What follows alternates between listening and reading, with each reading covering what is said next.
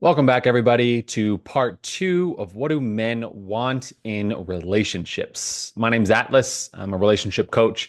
And my last video, I talked about how I was intrigued on what ChatGPT would say if I put in the credentials of what does a man want in a relationship and be specific when it comes to studies done on men's wants, needs, and desires in a relationship. So if you caught part one, you caught emotional connection and intimacy, appreciation and respect, physical intimacy and affection, shared values, and partnership. You don't need to watch that one first, but I would encourage you to go back and watch that video. There's a lot of great insight there. We kind of just work through the mud of mostly the first one, emotional connection and intimacy, but then shared values and partnership actually brought up a lot of great conversation. So I'm curious to know your thoughts. I'd love to know what your take is on that. So please go back to the previous video and let's just start a conversation. But for today, we're talking about part two.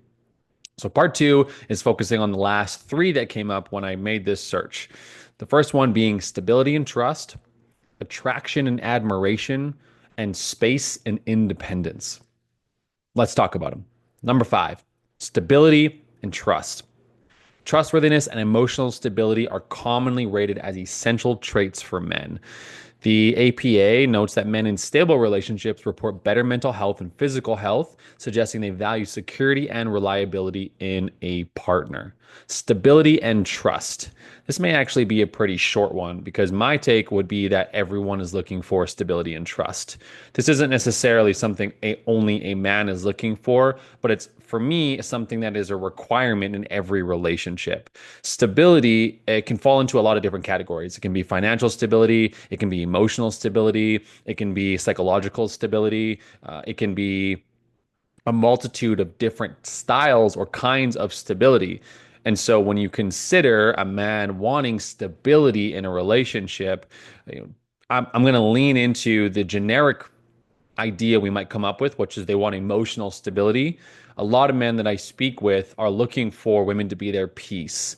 And I put that in quotes because it's a pretty triggering concept. And I think it's, I don't know, it's very interesting that that is what men are seeking. And so in the world of stability, emotional stability may be what a man is looking for. I would like to feel emotionally stable in this environment.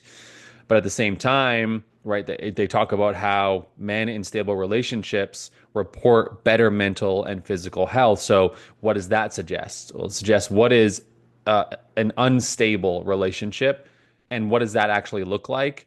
It would be really crucial, I think, for us to dive into that. Do we look at our relationship and find that it's stable in the ways we're talking about here that improve mental and physical health?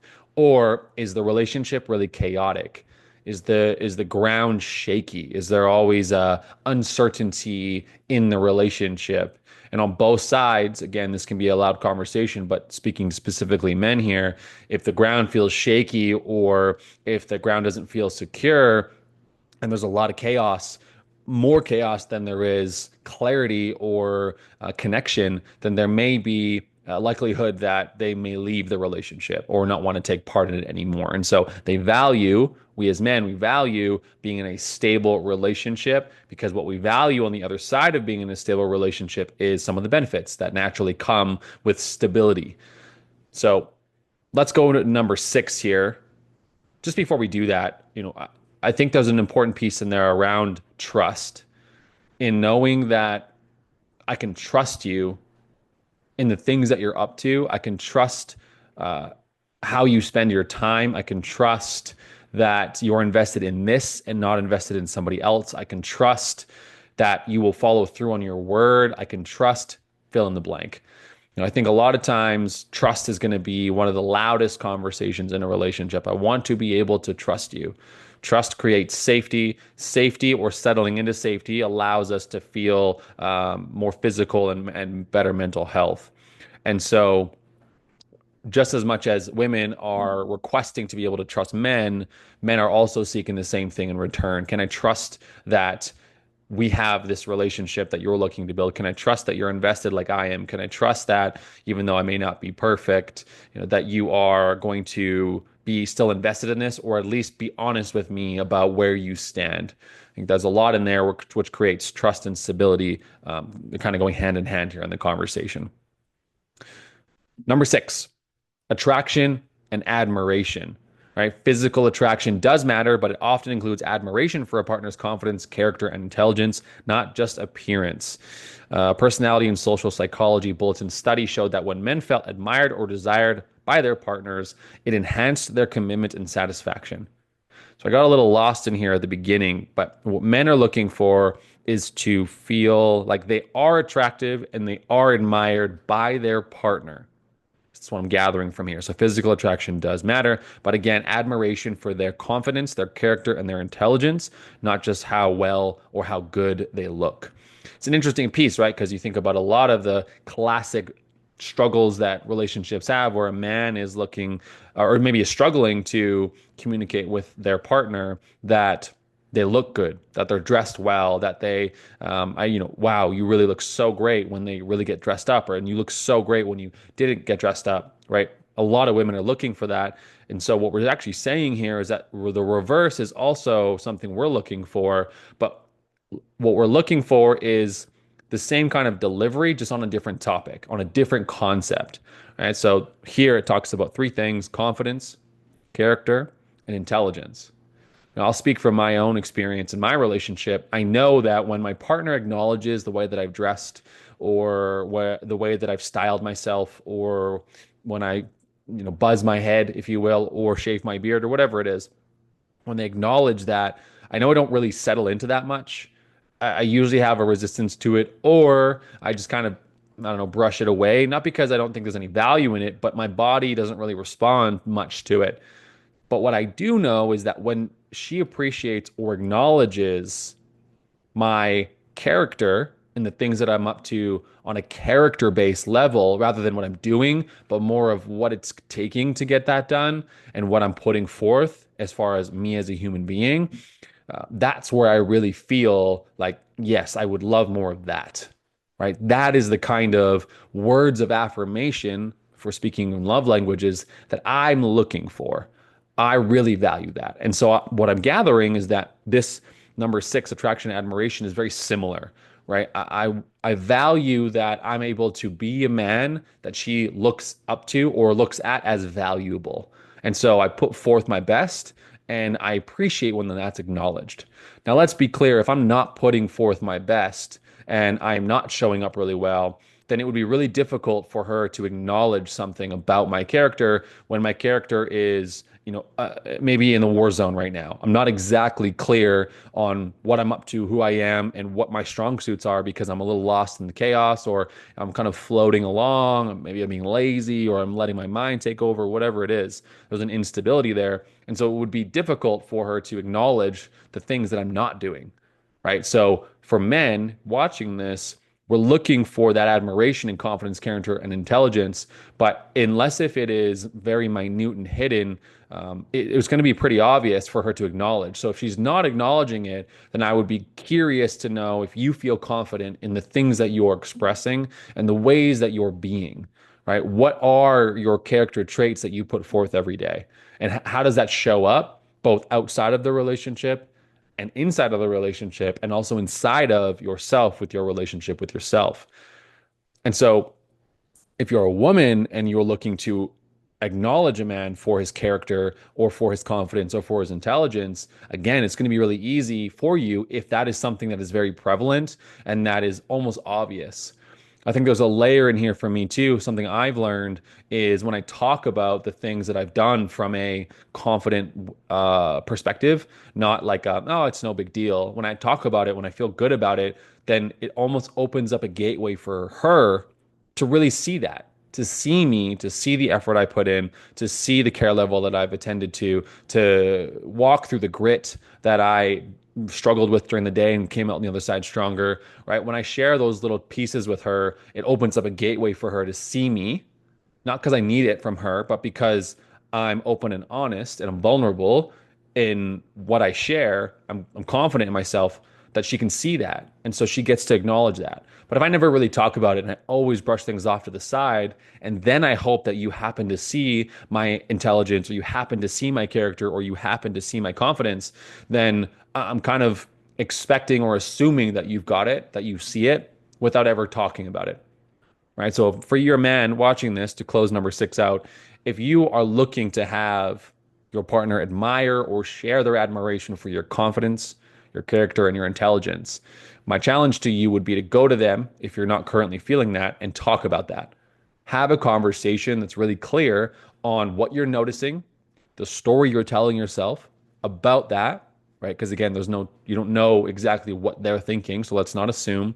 And simply share how that feels for you, an actual feeling, not a I feel like, it's not a feeling. I feel frustrated by that. I feel sad about that. I feel something about that based on the story I'm telling myself.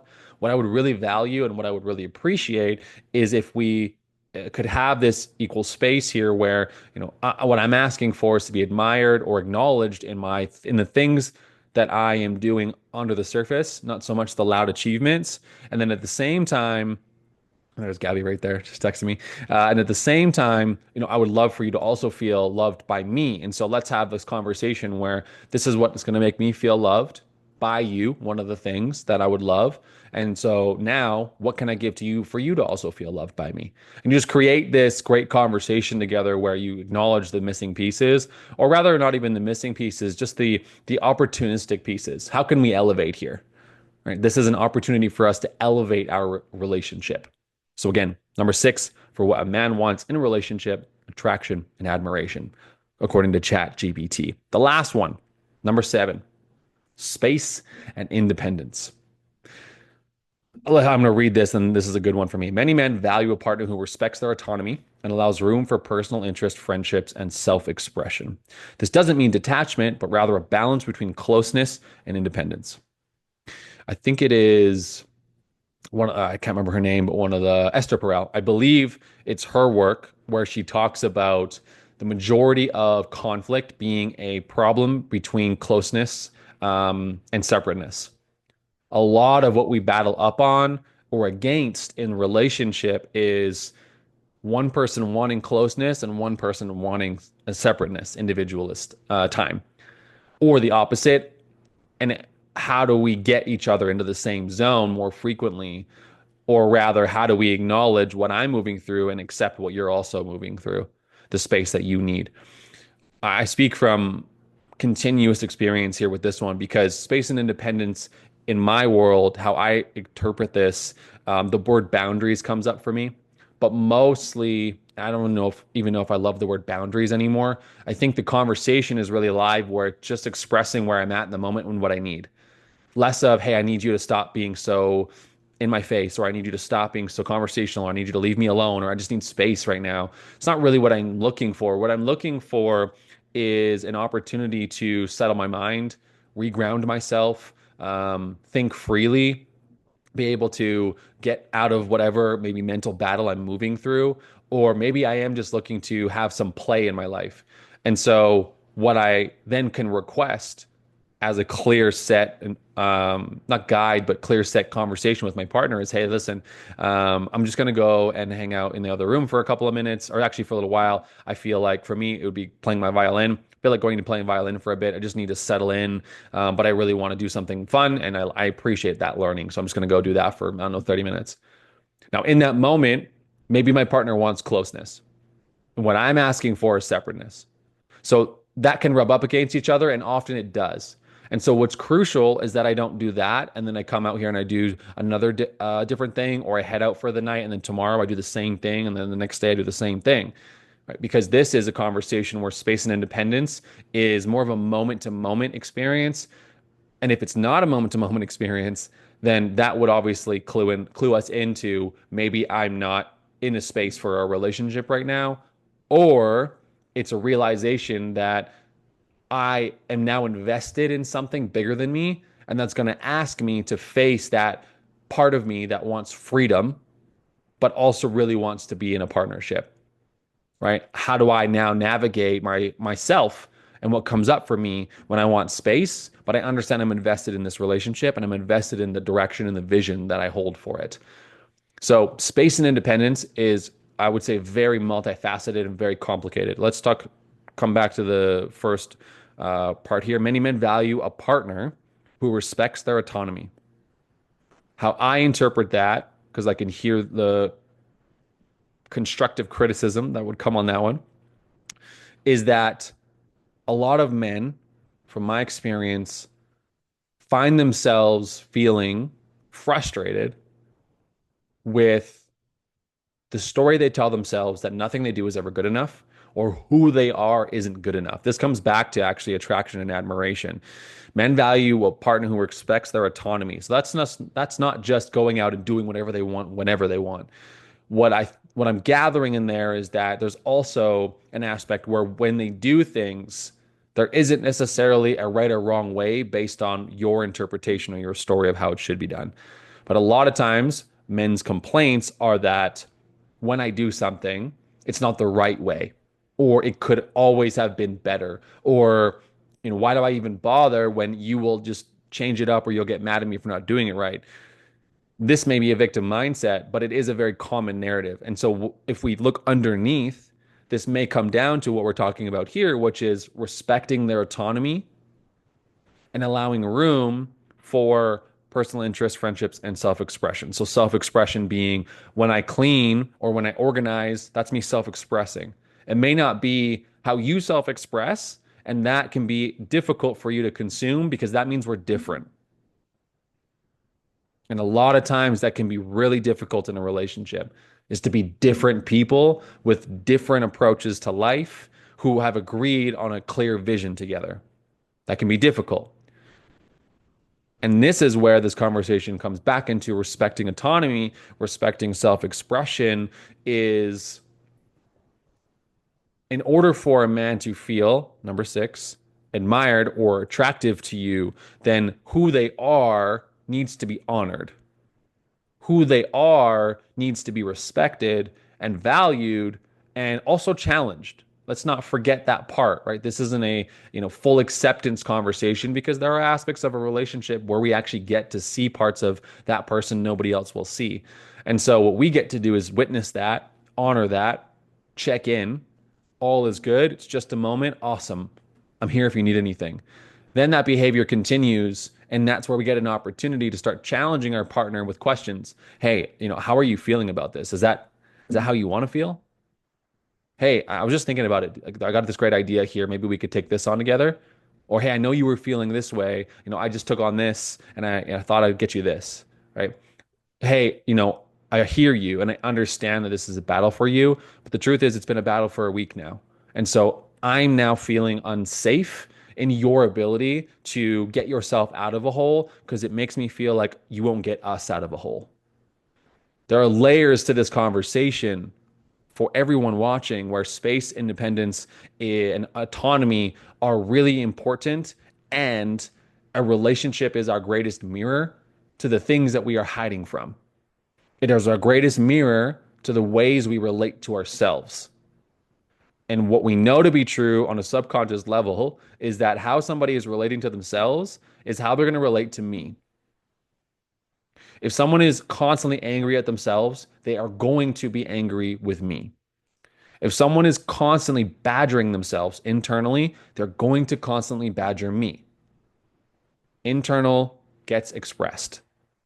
So my internal world will reflect how my outside world is operating. So if things aren't going well externally, it's because things aren't going well internally. So if my relationship is really struggling, then my internal relationship is also really struggling. And so if we want as men to be respected in our autonomy in regards to allowing room, like we said, for personal interest, friendships, and self-expression, there needs to be a louder conversation where what are the agreements in our relationship? Because are you also allowing that space for her? Is this equal playing ground? And are you clearly communicating the things that you need from a standpoint of we are moving in the same direction and me being my authentic self is what's going to help us get there? And I want to know, is my authentic self something that you feel trust and safe in?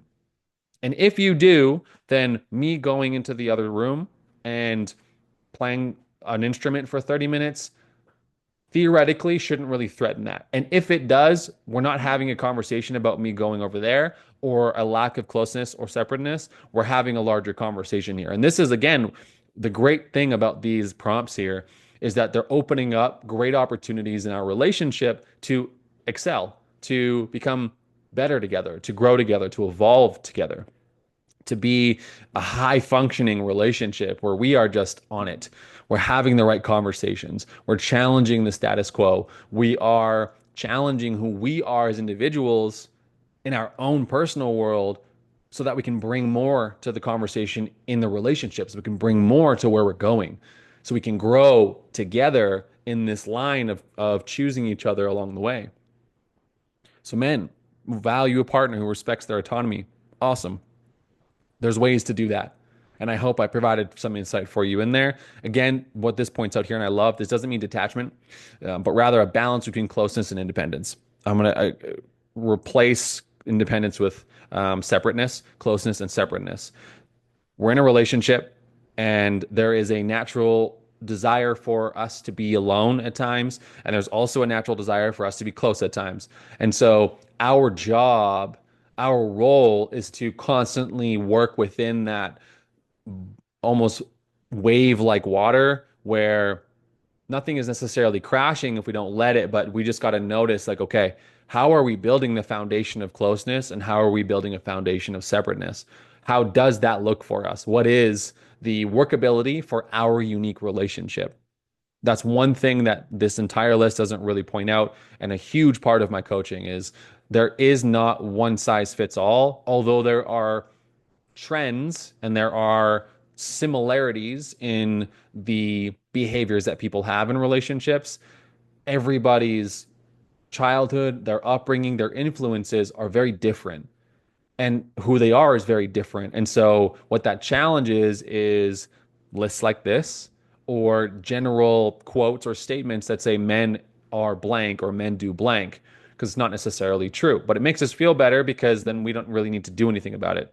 So, what I'm pointing out here is how do we find the workability in our relationship together? So, for men listening to this and watching this, these 7 things, you might be standing on your sword and being like, yes, I really love these. These are great. Or you might be saying, I think I already got a handle on this one. I really like this one though. And the rest are, I don't know, we're kind of chilling here. Cool, no problem. This doesn't mean go start asking for all these 7 things. And women, this doesn't necessarily mean every second of every day you're on top of all these 7. This is simply an introduction to the conversation because what I have found personally is that men are very quiet when it comes to what they want from a relationship. There's a vulnerability in that, right? Even number one, we talked about in video number one or part one, emotional connection and intimacy. Tell me how many men have shared that on a first date. Hey, what are you looking for in a relationship? Really looking for emotional connection and intimacy. I really feel good about that. It's very rare. I assume. I can't speak myself, but I would assume based on what I see in the relationships afterwards is there's confusion there. There's also confusion for men because they don't even really understand that fully yet because we're not built to be relatable yet. We have to learn that skill. So in any of this, all I hope I've done today in video 1 and video 2 is just to bring some insight into the world of men outside of the noise that is social platforms that are preaching maybe specific idioms or philosophies or ways of beings. This isn't necessarily a specific way of being, but it's just information. And I hope that you're able to digest this, both whoever is with a man or if you are a man, because it's crucial for us to understand what we're looking for. Because then when we are bothered by something happening or not happening, we have clarity. Again, clarity creates connection. If we don't have that clarity, then we're just going to be disconnected because no one's going to know what's going on. It's kind of like a baby. This is going to sound really bad. I apologize, man, but I'm not calling you all babies. But I want you to just imagine a baby, and the baby is crying. Do you have any clue what the baby needs? Not necessarily. You guess, and you generally have maybe over time a good guess, an educated guess, but the baby can't communicate with you. So notice the disconnection you feel with that baby. Here, take it. Oh, I don't really know what to do. Let's try this. Notice that there's not clarity there, and therefore there isn't connection. But when you find the solution, because you've been trying 50,000 different things, you finally get the diaper changed because they were super uncomfortable and now they're chill. You feel connected again. You feel like, okay, we can breathe. The same goes for our relationship. In many ways, we're these quiet babies screaming for our needs to be met without having the clarity on what they are and without asking for them and without creating structure and agreements in the relationship to be able to make that happen. A lot of that is what I do in my coaching. So, to finish the video, if you're looking to create that kind of dynamic where there's clarity and therefore more connection, please reach out to me. I would love to be a part of your relational journey and support you in getting there. I'm so mother effing passionate. I don't know if I can swear on YouTube these days about the influence relating better has on our life, relating to our partner, relating to ourselves, relating to the world and the events that are constantly changing. If we can learn to relate more effectively, then I believe that we will have ourselves a much more fulfilling, passion filled, authentic, and well connected experience. Not just connected to our partner, connected to myself, connected to the world, connected to something bigger than myself.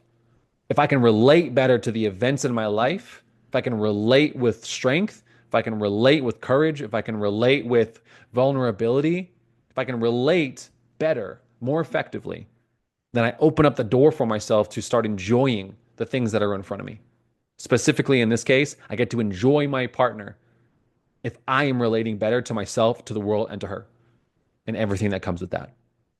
That's a skill set I support my clients with. I'd love to support you with it, so let me know. Otherwise, thanks for watching. I'm curious to know how these resonated for you. They were very interesting for me. Again, this was ChatGPT's responses to the top wants and needs a man is looking for in a relationship.